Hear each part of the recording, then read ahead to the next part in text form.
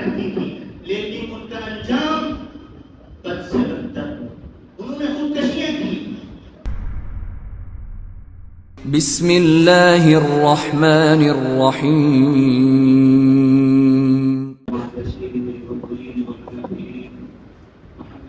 عبد الله الأمين وعلى آله وصحبه الميامين، أما بعد، أعوذ بالله من الشيطان الرجيم، بسم الله الرحمن الرحيم. ظهر الفساد في البر والبحر بما كسبت أيدي الناس، صدق الله العلي العظيم. دینی اور ایمانی بھائیوں، اللہ تعالیٰ کی فضل اس کا احسان ہے کہ اس نے ہمیں کلمہ لا الہ الا اللہ محمد رسول اللہ کی نعمت عطا فرمائی ہے۔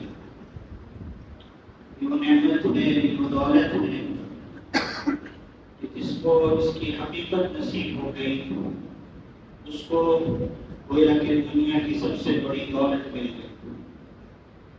جس نے اس کلمے کی حقیقت کو نہ سمجھا، اس سے بڑا فیلئر اور نقصان اٹھانے والا ناکام نامراد شخص اس دنیا میں کوئی نہیں۔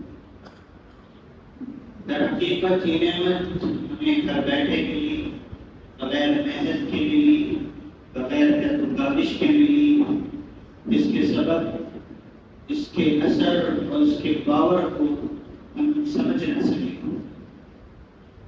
جو بھی نعمت انسان کو محنت اور کاوش کے بعد ملتی ہے، انسان صبح و شام اس کے لیے خون پسینہ بہاتا ہے، پھر وہ دولت اس کے ہاتھ آتی ہے تو پھر انسان اس کو آنکھوں میں سجاتا ہے، سروں کے اوپر رکھتا ہے، لیکن اس کلمے کے لیے نہ تو ہم نے کوئی چلن پھرن کی، نہ کسی کو دعوت دی، نہ اس کی حقیقت کو سمجھنے کے لیے ہم نے ادنا کوشش کی، جس کے سبب نہ اس کا نور ہمارے دل میں منتقل ہو سکا، اور جو اس کلمے کا تقاضا تھا وہ بھی ہم پورا نہیں کر سکے۔ کلمہ کیا ہے اور یہ کلمہ ہم سے چاہتا کیا ہے، اور یہ کلمے کی دعوت اور اس میں جو پاور ہے، جو طاقت ہے، وہ کیا تھی کہ حضور نے صرف اس کلمے کی دعوت دی تھی، پورا مکہ حضور کا دشمن بن گیا۔ ایک چھوٹا سا لفظ تھا، ایک چھوٹا سا جملہ تھا، جس نے پورے عرب معاشرے کو حضور کا دشمن اور باغی بنا دیا تھا۔ وہ معاشرہ جو حضور کو الامین الصادق کہتا تھا، اپنی آنکھوں میں رکھتا تھا، اپنے سر پر لے کر پھرتا تھا، وہ حضور کا صرف ایک کلمے کی وجہ سے دشمن بن گیا۔ کیوں؟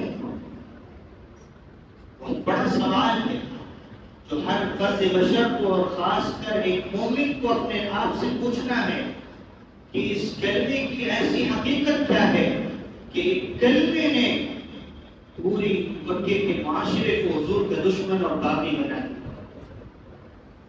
در حقیقت ہر انسان کے اندر ایک چھپا ہوا بت ہے، جس کو قرآن نے طاغوت سے تعبیر کیا۔ افرأیت من اتخذ الہہ ہواہ، اس شخص کے بارے میں اے محمد صلی اللہ علیہ وآلہ وسلم آپ کی کیا رائے ہے، جس نے اپنی خواہشات کو، اپنی جذبات کو، اپنے احساسات کو اپنا خدا اور معبود بنا لیا ہے۔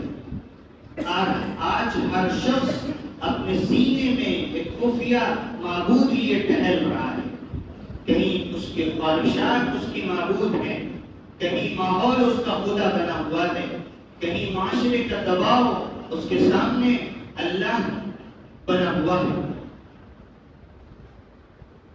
اور قرآن نے دوسری جگہ فرمایا کہ وَمَن يَكْفُرْ بِالطَّاغُوتِ وَيُؤْمِنْ بِاللَّهِ فَقَدِ اسْتَمْسَكَ بِالْعُرْوَةِ الْوُثْقَىٰ، جو طاغوت کا انکار کرے گا اور ایمان کو لازم پکڑے گا تو در حقیقت وہ مضبوط کڑے کو اپنے ہاتھوں میں تھامنے والا ہے۔ اس طاغوتی نظام کا انکار اس وقت سب سے زیادہ ضروری اور بنیادی ہے اگر ہم میں سے ہر شخص اپنے ایمان کو محفوظ رکھنا چاہتا ہے.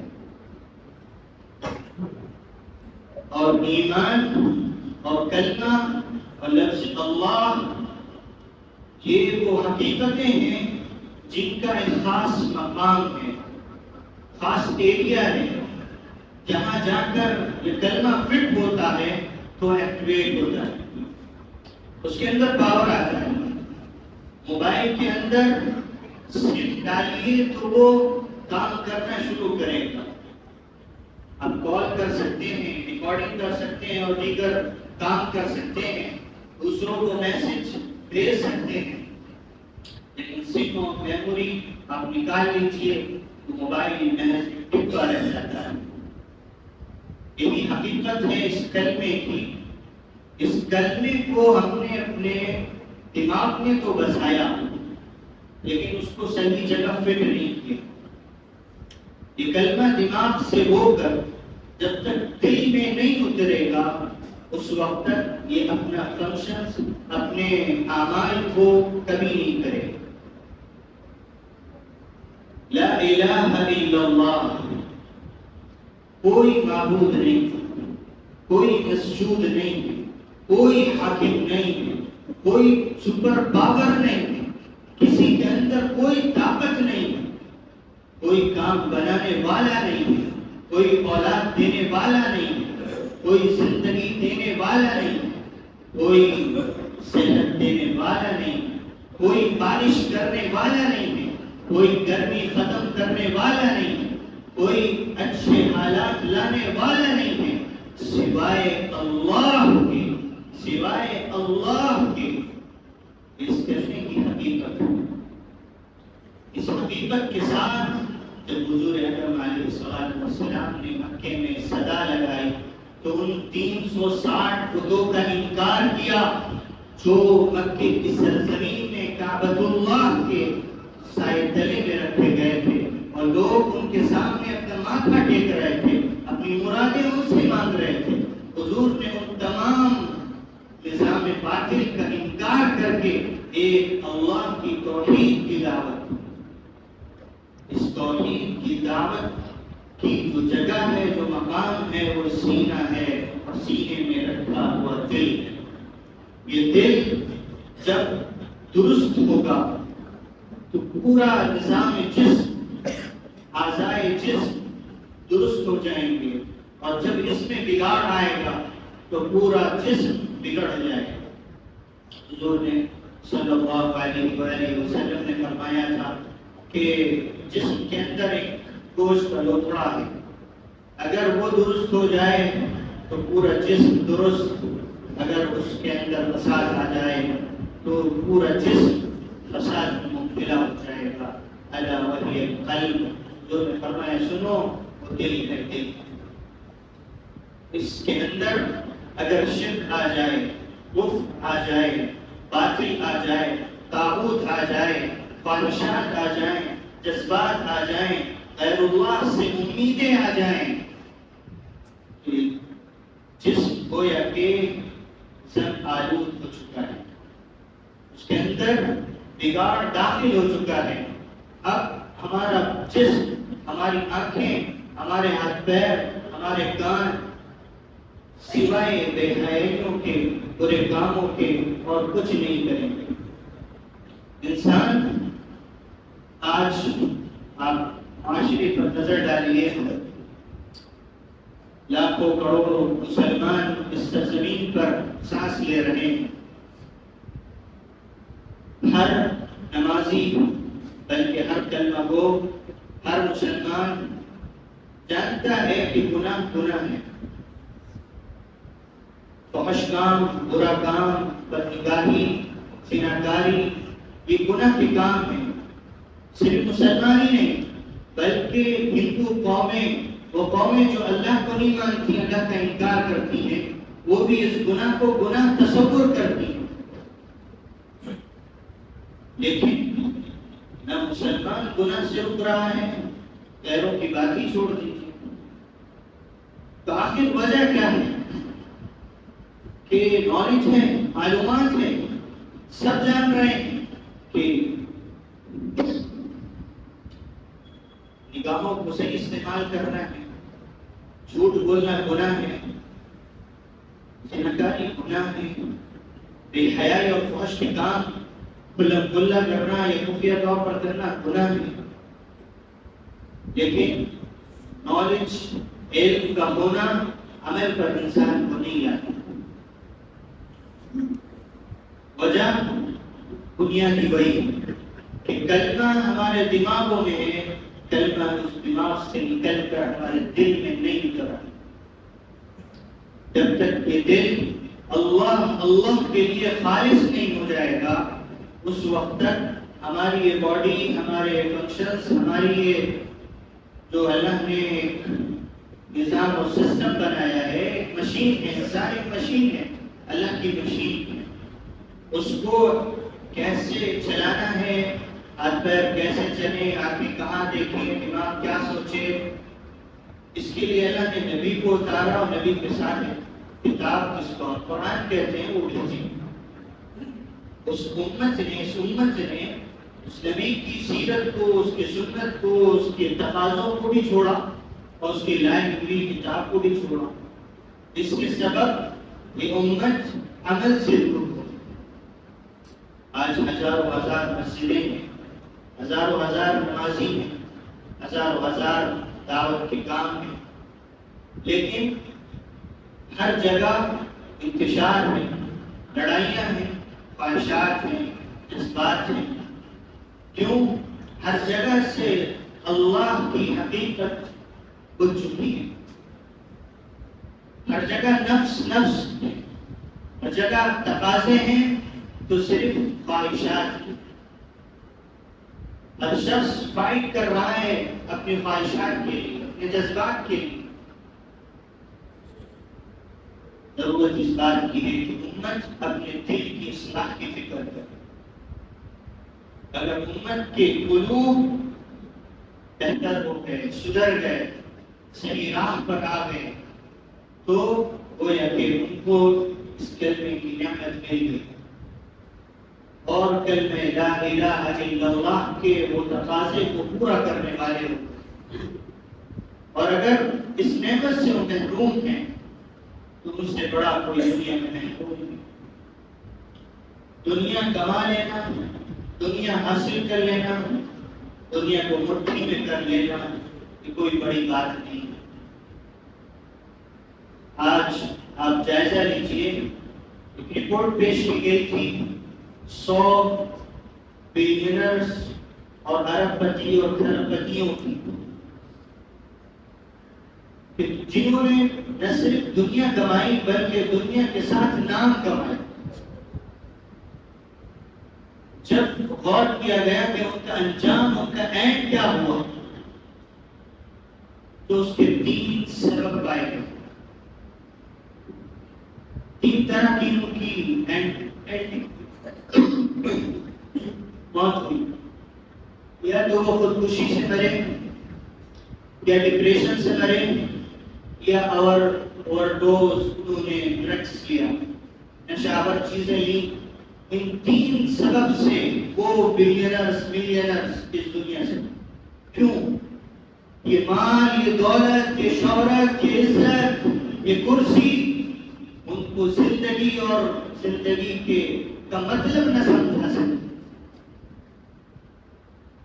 ان کے پاس پیسہ تھا، کوٹھیاں تھیں، عزت تھی، دولت تھے، مکانات تھے، ان کے ہزاروں ہزار غلام تھے، خادم تھے، ان پر عورتیں مرتی تھیں، اپنی جانیں دینے کے لیے تیار رہتی تھیں، لیکن ان کا انجام بد سے بدتر. انہوں نے خودکشیاں کی. اتنا بڑا آدمی جس کے پاس دنیا ہی دنیا ہے، جس کے پاس خواہشات کی انتھک چیزیں ہیں، جس کے لیے ہر انسان مرتا ہے، اپنی جان دیتا ہے، اپنی باس کی گالیاں کھاتا ہے چند ٹکوں کے لیے، لیکن ان کا انجام کیا ہوا؟ کیونکہ وہ سکون کی تلاش میں تھے، اور سکون اللہ نے نہ مال میں رکھا، نہ دولت میں رکھا، نہ عزت میں رکھا، نہ دنیا کی کرسیوں میں رکھا.